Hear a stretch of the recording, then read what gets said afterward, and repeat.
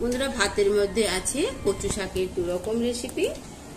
এটা হচ্ছে ছোলা আর নারকেল দিয়ে কচু শাক নিরামিষ ভাবে, আর এটা ইলিশ মাছের মাথা দিয়ে কচু শাক। কচু শাক আমার খুবই প্রিয়। আর এটা ইলিশ মাছের ভাপা, আর এটা হচ্ছে কলাইয়ের বড়া, ছোলা কচু আর কুমড়ো দিয়ে একটা নিরামিষ টক। ইলিশ ভাপা আবার আজকে বানিয়েছি। আর এই হচ্ছে ইলিশ মাছের মাথা দিয়ে কচু শাক। এখানে যে কচু শাকগুলো নিয়ে এসছে এইভাবে বিক্রি হয় বাজারে, এরকম ছাড়িয়ে প্যাকেটে করে করে বিক্রি হয় মাত্র 10 টাকায়। তো এটা দেখছেন যতটা রয়েছে এটার অর্ধেকটা, আর এই বাকিটা আমি ভালো করে ধুয়ে একটা প্লাস্টিকের মধ্যে পুরে ফ্রিজের মধ্যে রেখে দেবো।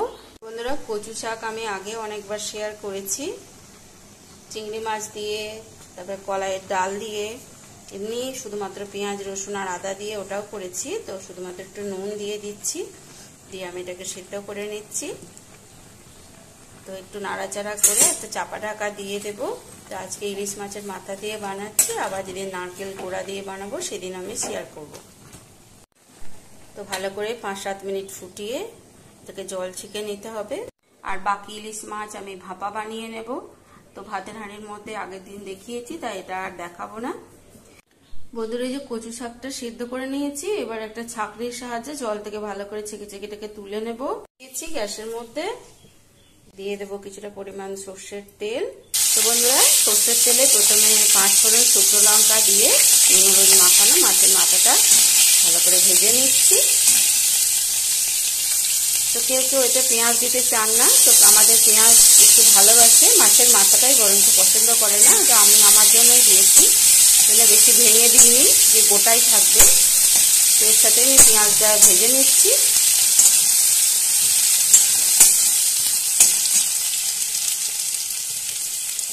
একটু ভাজা ভাজা হয়ে গেলে থেতো করা রসুনটাও দিয়ে দিলাম।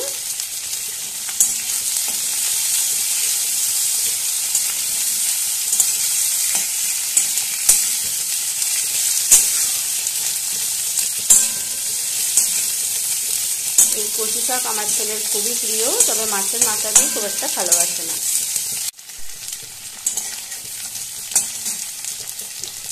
এবার দিয়ে দিচ্ছি আদা আর কাঁচা লঙ্কার বাটা, আবারও ভালোভাবে মিশিয়ে নিচ্ছি। যখন কচু শাকটা সিদ্ধ করেছি এতে নুন দিয়েছি, তাই পরিমাণ মতো দিয়ে নিয়েছি হলুদ, নুন আর চিনি।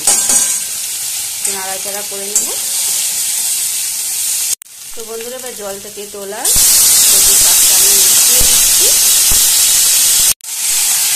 আবারও ভালোভাবে নাড়াচাড়া করে এটাকে মিশিয়ে নিচ্ছি।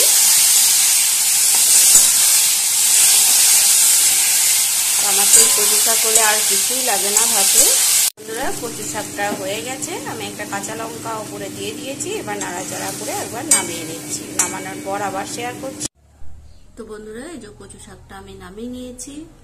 তো কেমন লাগলো অবশ্যই কমেন্ট করে জানাবেন। ইলিশ মাছের মাথা দিয়ে কচু শাক তো আমি কিভাবে বানাই এটাই শেয়ার করলাম। আপনারা সবাই বানিয়ে থাকেন, এতে নতুন রাঁধুনিরা উপকৃত হবেন। তবে আজ এই পর্যন্ত।